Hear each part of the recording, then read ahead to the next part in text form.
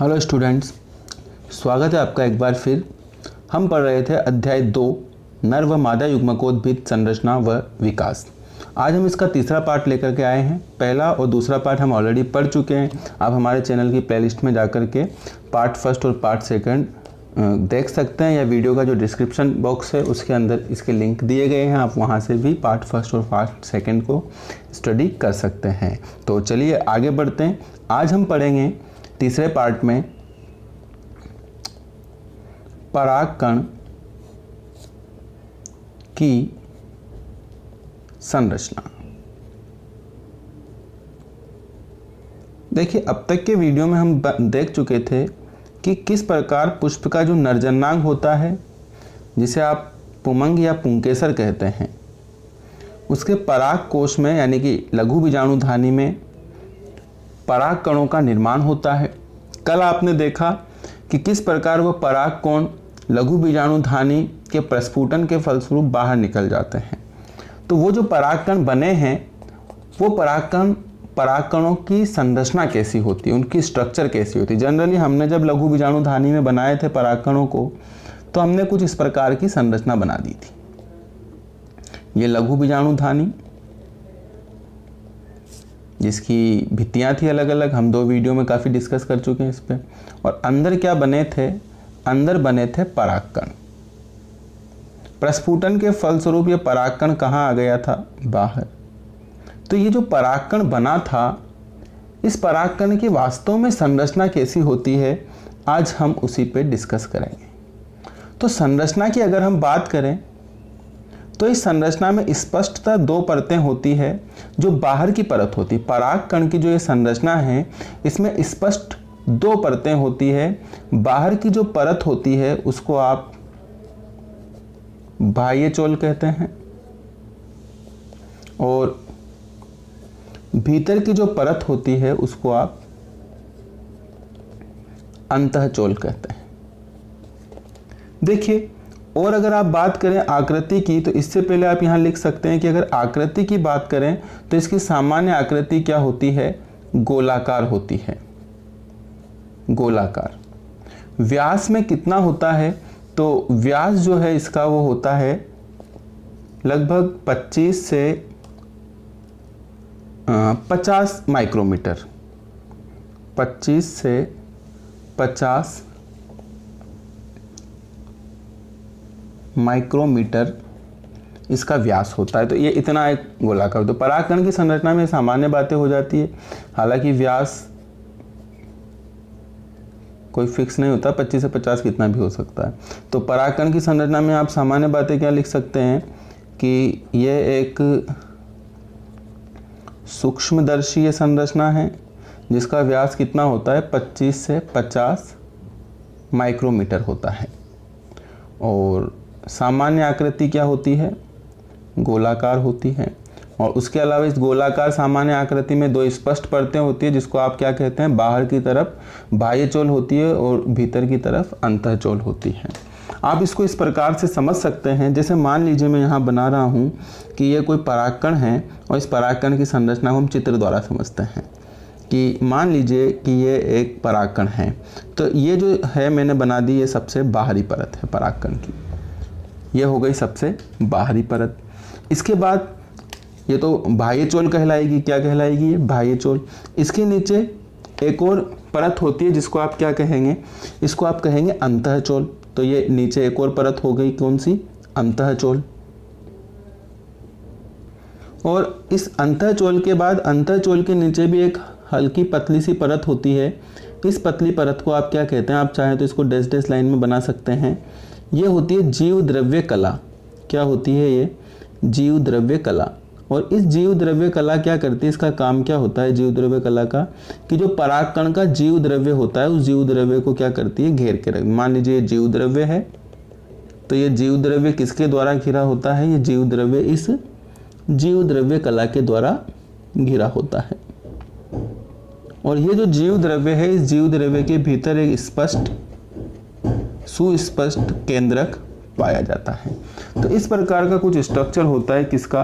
परागकण का। देखिए, अगर हम नामांकित करें इसको, तो यहाँ पर देखिए जो ग्रीन कलर में लेयर बनी है, इसको आप क्या कह देंगे, इसको आप कह देंगे बाह्य चोल। इसी प्रकार जो इसके नीचे परत है वो कौन हो जाएगी, अंतःचोल। अंतःचोल के नीचे एक और परत है जिसको आप कहेंगे जीव द्रव्य कला। और जीव द्रव्य कला किसको घेरे हुई है, तो ये है जीव द्रव्य। और लास्ट जीव द्रव्य के अंदर एक स्पष्ट संरचना है, इस स्पष्ट संरचना को आप क्या कहते हैं, स्पष्ट केंद्रक पाया जाता है, तो आप इसको कह देंगे परागकण का केंद्रक। तो ये संरचना इस प्रकार की हो जाती है परागकण की। इसके अलावा परागकण में एक विशेष बात जो आपको ध्यान रखनी है वो क्या होती है कि जो ये बाह्य चोल है, इस बाह्य चोल के चारों ओर एक विशेष प्रकार के पदार्थ का आवरण बन जाता है। किस पर बनता है, बाह्य चोल पर। इस प्रकार का एक आवरण बन जाता है। इस आवरण को क्या कहते हैं, तो इसी आवरण को कहा जाता है स्पोरोपोलेनिन। क्या कहा जाता है, स्पोरोपोले। तो ये स्पोरोपोलेनिन की एक परत इस पर चढ़ जाती है। तो इस प्रकार से ये जो रेड कलर में मैंने परत बनाई है ये कौन हो गई, ये हो गई स्पोरोपोलेनिन। आपको याद आ रहा होगा हमने स्पोरोपोलेनिन के बारे में कल भी पढ़ा था। मैंने बताया था कि जब यहाँ लघु बीजाणु बनते हैं तो उस समय टेपिटम की कोशिकाएं टूट करके कुछ विशेष प्रकार का पदार्थ स्रावित करती है जो इन परागकणों के चारों ओर एकत्रित हो जाता है और क्या बनाता है, ये स्पोरोपोलेनिन बनाता है। मैंने ये भी बताया था कि स्पोरोपोलेनिन का जो काम है वो क्या होता है, सुरक्षा प्रदान करना। सुरक्षा किससे प्रदान करता है, तो ये जो परत है ये ताप, दाब, रसायन आदि कारकों के प्रति प्रतिरोधी होती है। तो जब ये परागकण मान लीजिए कोई बहुत ज़्यादा टेम्परेचर हो गया तो परागकण को नष्ट कर देगा। लेकिन इस पर टेम्परेचर को सबसे पहले किसे फेस करना होता है, स्पोरोपोलेनिन। और स्पोरोपोलेनिन पे इस टेम्परेचर का कोई इफेक्ट नहीं पड़ता है। तो इस प्रकार ये जो भीतर की संरचनाएं हैं उनकी क्या हो जाती है, सुरक्षा हो जाती है। ठीक इसी प्रकार से दाब, रसायन जब इस पे प्रभाव डालते हैं तो स्पोरोपोलेनिन इनसे इफेक्ट नहीं करता है, यानी इनसे प्रभावित नहीं होता है। तो फिर क्या हो जाता है, परागकण की सुरक्षा हो जाती है। तो इन बातों को आप ध्यान रखें कि स्पोरोपोलेनिन एक ताप, दाब और रसायन का प्रतिरोधी होता है और वो जो है लंबे समय तक परागकण की क्या करता है, सुरक्षा करता है। इसी कारण से एक लाइन आती है आपके कि परागकण लंबे समय तक जीवाश्म के रूप में परिरक्षित रहे। जैसे जीवाश्म लंबे समय तक सुरक्षित रह सकते हैं, वैसे ही परागकण भी लंबे समय तक, कई सालों तक भी सुरक्षित रह सकते हैं, वो नष्ट नहीं होते हैं।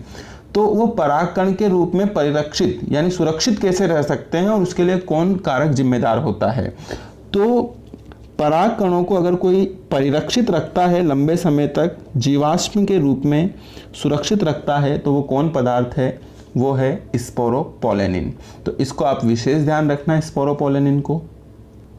अब इसी में एक और बात जो आप नोटिस किए होंगे कि जब मैंने चित्र बनाया तो मैंने इस जगह पर कोई स्पोरोपोलेनिन नहीं बनाया, यहाँ पर मैंने रिक्त छोड़ दिया। तो परागकणों के ऊपर जब स्पोरोपोलेनिन का जमाव होता है तो इस प्रकार की बीच बीच में कुछ जगह जो है वो रिक्त रह जाती है। 1, 2 या 3 ऐसी जगह हो सकती है जहाँ पर स्पोरोपोलेनिन का कोई जमाव नहीं पाया जाता। तो ये वो स्थान है जहाँ स्पोरोपोलेनिन का कोई जमाव नहीं पाया जाता है। इस स्थान को कहते हैं जनन छिद्र। अब जनन छिद्र क्यों कहते हैं और इसका क्या कार्य है, इसको आगे के लिए छोड़ देते हैं। इससे नेक्स्ट जो टॉपिक आ रहा है वहाँ हम जनन छिद्र के बारे में भी पढ़ेंगे कि इसका क्या योगदान होता है। तो फिलहाल आपका यह परागकण की संरचना वाला टॉपिक यहाँ पर पूरा होता है। देखिए क्या क्या इंपॉर्टेंट बातें हमने पढ़ी है। अगर आप नोट्स बनाते हैं, ऑलरेडी आपके पास बने हुए हैं, मैंने पहले ही प्रोवाइड करा दिए। जिन बच्चों के पास प्रोवाइड नहीं हुए हैं आप कमेंट करके बताइए, मैं आपको भी नोट्स प्रोवाइड कराऊंगा। अच्छा, क्या क्या बातें हो गई भाई, सूक्ष्मदर्शीय संरचना है पहली बात, 25 से 50 माइक्रोमीटर व्यास होता है दूसरी बात, तीसरी बात गोलाकार होता है, चौथी बात, दो स्पष्ट परतें होती है, बाह्य चोल और अंतःचोल। बाह्य चोल पर स्पोरोपोलेनिन का जमाव होता है, जिन स्थानों पर नहीं होता उसको क्या कहते हैं, जनन छिद्र कहते हैं। इसी प्रकार जो आंतरिक परत है उस आंतरिक परत के बारे में, जो अंतःचोल है उसके बारे में आप याद रख सकते हैं किसकी बनी होती है, तो ये बनी होती है सेलुलोज प्लस पेक्टिन की बनी होती है, तो ये बात ध्यान रख सकते हैं। और इसके नीचे क्या होता है, जैसा आप यहाँ देख रहे हैं, इसके नीचे जीवद्रव्य कला है, जीवद्रव्य कला में जीवद्रव्य है और उसमें एक स्पष्ट केंद्रक है। तो इस प्रकार से ये हो गया पूरा आपका परागकण की संरचना।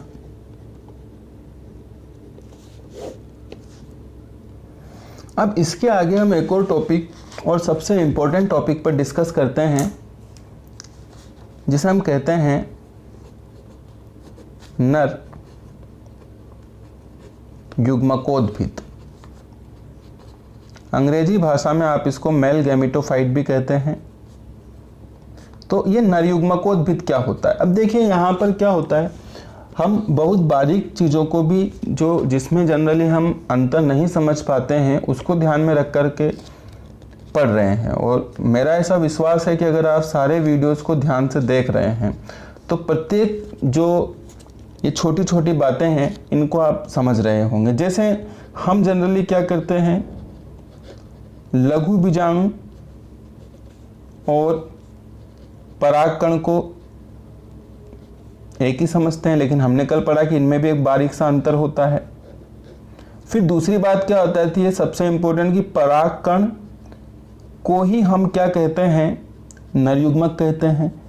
आप ही नहीं, हम भी जब नरयुग्मक की बात आती है तो बहुत ज़्यादा पजल में ना पढ़कर सीधा कह देते हैं कि पादपों में कौन होता है नरयुग्मक, परागकण होता है। लेकिन आज आप समझेंगे कि परागकण और नरयुग्मक भी माइनर सा डिफरेंट होता है। वो क्या होता है हम आज ही पढ़ेंगे। और एक हम क्या होता है, नरयुग्मक को ही क्या कंसीडर कर लेते हैं, नरयुग्मकोद्भिद समझ लेते हैं, लेकिन इनमें अंतर है। तो ये सारी संरचनाएं लगभग एक जैसी है और हम इनमें बहुत ज़्यादा अंतर नहीं कर पाते हैं। लेकिन इन सारी संरचनाओं में थोड़ा थोड़ा अंतर है। जैसे लघु बीजाणु और परागकण में अंतर आपने कल समझा था। अब आज आप समझेंगे कि क्या परागकण ही नरयुग्मक है, तो ऐसा नहीं है। परागकण और नरयुग्मक में भी थोड़ा सा अंतर है, उसको आज आप समझेंगे।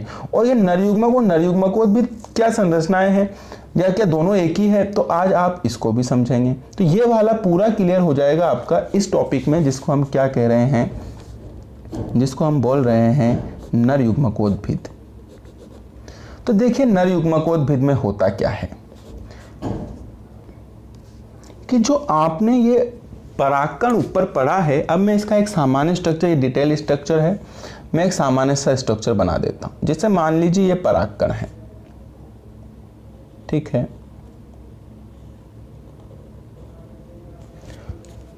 और ये इसके अंदर क्या है, एक स्पष्ट केंद्रक है।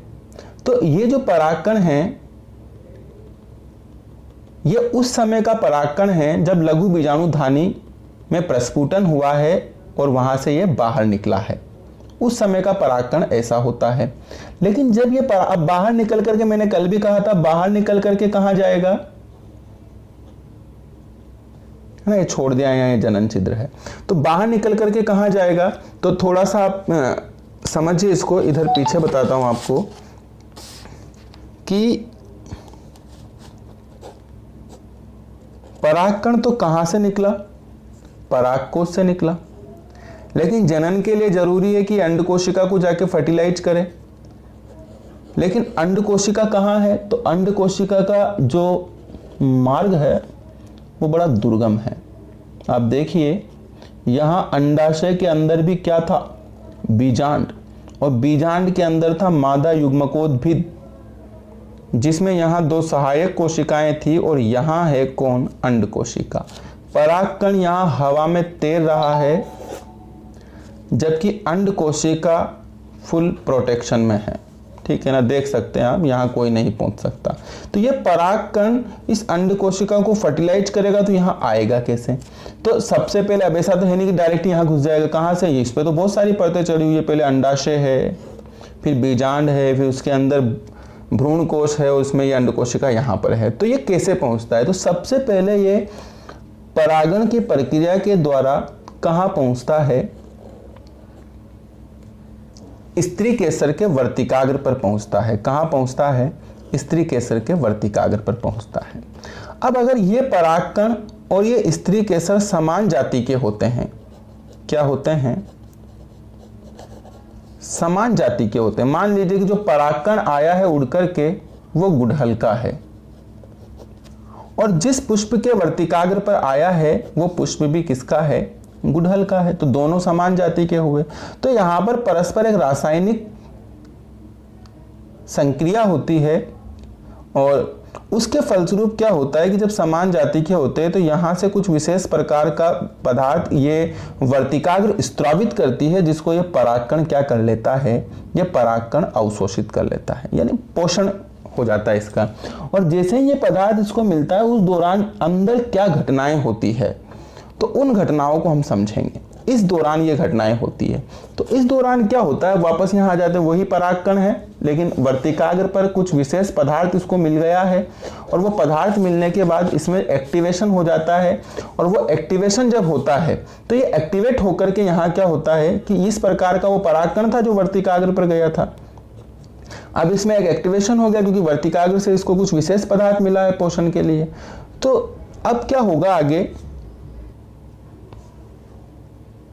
कि ये जो परागकण था इसका जो अंदर केंद्रक था ये विभाजन कर लेता है, एक केंद्रक इस प्रकार ऊपर और एक केंद्रक इस प्रकार नीचे आ जाता। तो इस प्रकार से यहाँ और फिर इसका इस प्रकार कोशिका द्रव्य का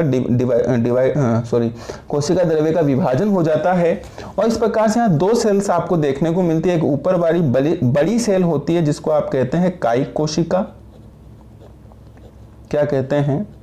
कायिक कोशिका। और एक नीचे सेल बन जाती है, एक नीचे कोशिका बन जाती है जिसको आप कहते हैं जनन कोशिका। तो इस प्रकार से यहाँ दो कोशिकाएं बन गई। ये घटनाएं किसके अंदर हो रही है? इस परागकण के अंदर हो रही है। किसके अंदर हो रही है? परागकण के अंदर हो रही है। अब आगे क्या होता है? तो आगे ये जो जनन कोशिका बनी है छोटी वाली, ये एक बार फिर विभाजन करती है और एक बार फिर विभाजन करके क्या होता है? देखिए मैं इसको बनाता हूं।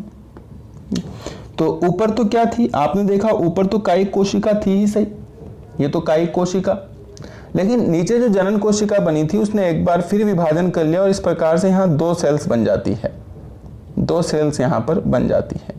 तो जनन कोशिकाएं दो हुई। तो ये जो दो नई कोशिकाएं बनी हैं इन्हीं को क्या कहा जाता है? नर युग्मक कहा जाता है।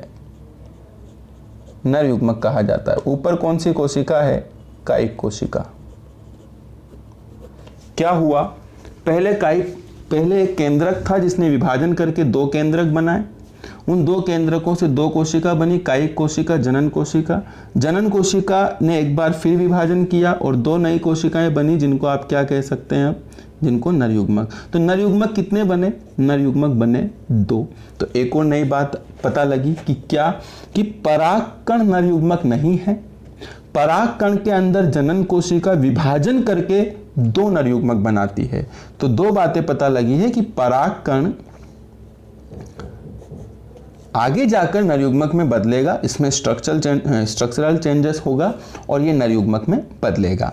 ये खुद नर युग्मक नहीं है। और जब नर युग्मक इसके अंदर बनेंगे तो संख्या में एक नहीं होगा। कितना होगा? नर युग्मक की संख्या जो है वो कितनी होगी? दो होगी। तो इस बात को आप विशेष ध्यान रखना, आगे काम आएगी कि एक परागकण के अंदर कितने नर युग्मक होते हैं? दो नर युग्मक होते हैं। अभी और आगे एक परिवर्तन इसके अंदर होता है। अभी भी ये नर युग्मकोद्भिद नहीं है। देखो स्ट्रक्चर में इसका कितना बदलाव हुआ है। पहले परागकण ऐसा था, फिर ऐसा हुआ, दो कोशिकाएं बन गई, फिर ये बदलाव आ गया, यहाँ नर युग्मक बन गए। तो परागकण में बदलाव आता जा रहा है। एक बदलाव और होता है, अब यहाँ जगह नहीं बची, मैं इधर बना देता हूँ, है ना? ठीक है, आप इधर समझिए इसको, मैं यहाँ बनाता हूँ, आपको नीचे ही बनाना है डायग्राम। तो इसमें क्या होता है कि जब ये सारी घटना कहाँ हो रही है? पुष्प के वर्तिकाग्र पर हो रही है। किस पर हो रही है? पुष्प के वर्तिकाग्र पर।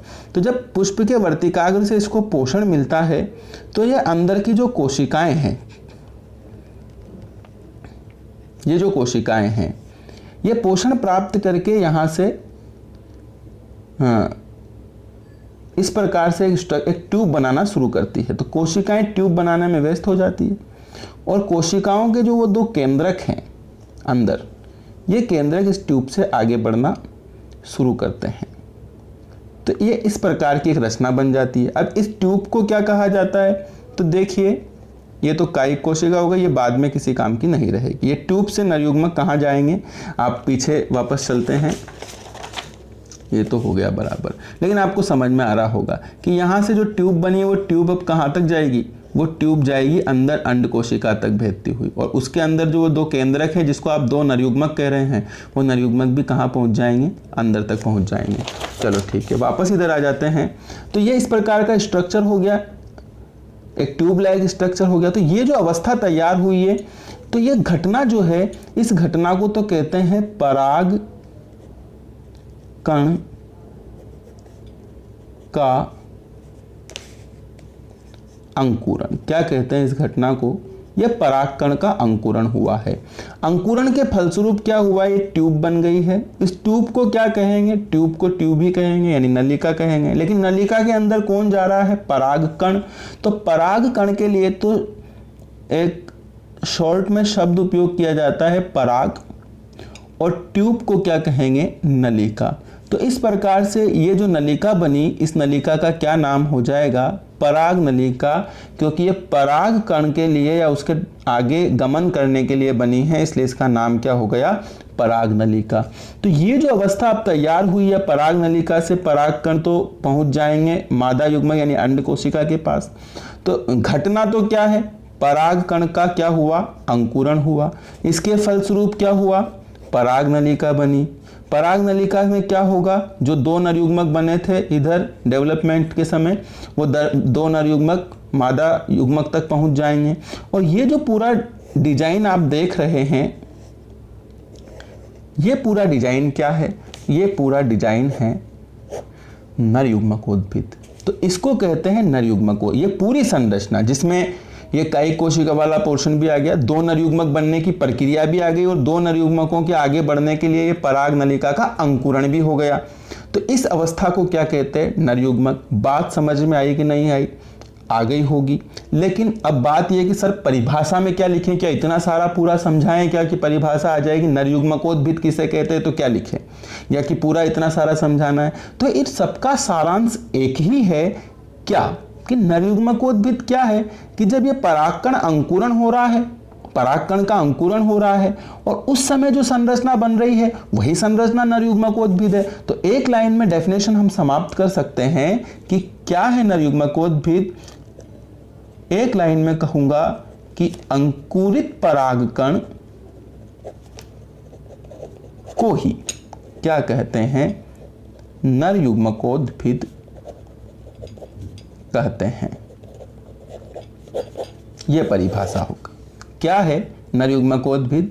अंकुरित परागकण को ही नरयुग्मकोद्भिद कहते हैं। अब आप चाहें तो पूरी गाथा सुना सकते हैं कि परागकण का केंद्रक सबसे पहले निर्माण कैसे होता है नरयुग्मकोद्भिद का, वो पूरी घटना का विवरण दे सकते हैं अगर विस्तार से पूछे तो, कि सबसे पहले केंद्रक विभाजन करके कायिक कोशिका जनन कोशिका बनाता है, फिर जनन कोशिका क्या करती है, फिर जनन कोशिका जो है वो एक बार फिर विभाजन करके दो जनन कोशिका या नरयुग्मक बनाती है, और फिर यहाँ ये जो कोशिका बनी है ये पोषण प्राप्त करके अंकुरित हो जाती है, इस प्रकार की पराग नलिका बनाती है, जिनके माध्यम से ये दो नरयुग्मक आगे ट्रेवल करते हैं और कहाँ पहुंच जाते हैं? मादा युग्मक तक पहुंच जाते हैं। तो इस प्रकार से नरयुग्मकोद्भिद का निर्माण होता है। तो देखिए आज आपने क्या क्या पढ़ा, और बहुत इंपॉर्टेंट चीज़ें आपने पढ़ी है। मैं पूरी बात को सारांश में आपको समझा देता हूँ शुरू से ही, ताकि आप इन महत्वपूर्ण बातों को जब आगे बड़ी कक्षा में जाएं तो आपको किसी प्रकार का कोई डाउट ना रहे।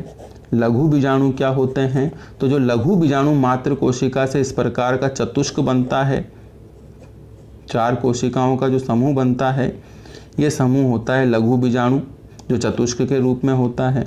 जब इनकी केलोज भित्ति गल जाती है और ये स्वतंत्र हो जाते हैं, आकार में गोलाकार हो जाते हैं, तो इस पर समय जो संरचना होती है उस संरचना को क्या कहते हैं? परागकण। फिर परागकण के अंदर क्या होता है कि केंद्रक विभाजन करके दो नई जनन कोशिकाएं बनाती है और उसका केंद्रक क्या कहलाता है? उसका केंद्रक कहलाता है, नर युग्मक। वो नर युग्मक हो गया ऊपर जनन कोशिका। और फिर यहाँ पर ये कोशिका जो है ये क्या करती है, ये पोषण प्राप्त करके अंकुरित हो जाती है और यहाँ पर इस प्रकार से एक ट्यूब लाइक स्ट्रक्चर बनती है। ये ट्यूब लाइक स्ट्रक्चर बनने के बाद इसमें नर युग्मक आगे बढ़ते हैं, यहाँ जनन कोशिका हो जाती है। ये पूरी जो संरचना है ये क्या कहलाती है? नर युग्मकोद्भिद। अच्छा, ये ट्यूब लाइक स्ट्रक्चर यहीं क्यों बनी, मैं भूल गया था, अब बता देता हूँ ताकि जिसने पूरा वीडियो देखा है उसको क्लियर हो सके बात। मैंने कहा था कि स्पोरोपोलेनिन कुछ स्थानों पर नहीं जमता है ना। वापस आता हूँ इस डायग्राम पे, यहाँ अब इसकी बात करता हूँ। यहाँ मैंने कहा था जनन छिद्र, तो ये जो स्पोरोपोलेनिन का जमाव नहीं हुआ यहाँ पर, तो बाकी भाग तो कठोर है, ये भाग अपेक्षाकृत क्या है? कमजोर है। तो जब ये अंदर से अंकुरित होगा, यहाँ से कोशिका बनेगी, तो कौन से स्थान के टूटने की संभावना सबसे ज़्यादा होगी? जहाँ स्पोरोपोलेनिन नहीं है। तो यहाँ से जो है ये परत बनती है, तो यहाँ से एक ट्यूब निकलती है, ना कि यहाँ से, क्योंकि यहाँ स्पोरोपोलेनिन है, वो ट्यूब बनने नहीं देगा। तो यहाँ से ये ट्यूब निकलती है, तो ये एक हिस्सा होता है।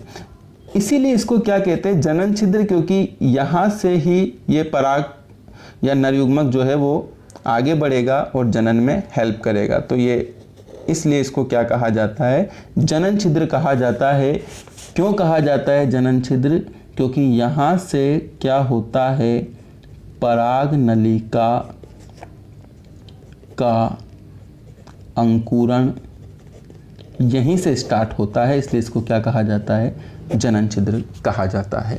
तो उम्मीद करता हूँ कि आज जो पढ़ाया है अच्छे से आपको समझ में आया होगा। फिर भी अगर आपका कोई डाउट रहता है तो कमेंट करके ज़रूर बताएं, जल्द ही आपके डाउट का समाधान किया जाएगा। हमसे कोई पढ़ाते वक्त त्रुटि हो जाए, भूल हो जाए, तो वो भी आप कमेंट करके बता सकते हैं, हम उसमें भी सुधार करने का प्रयास करेंगे।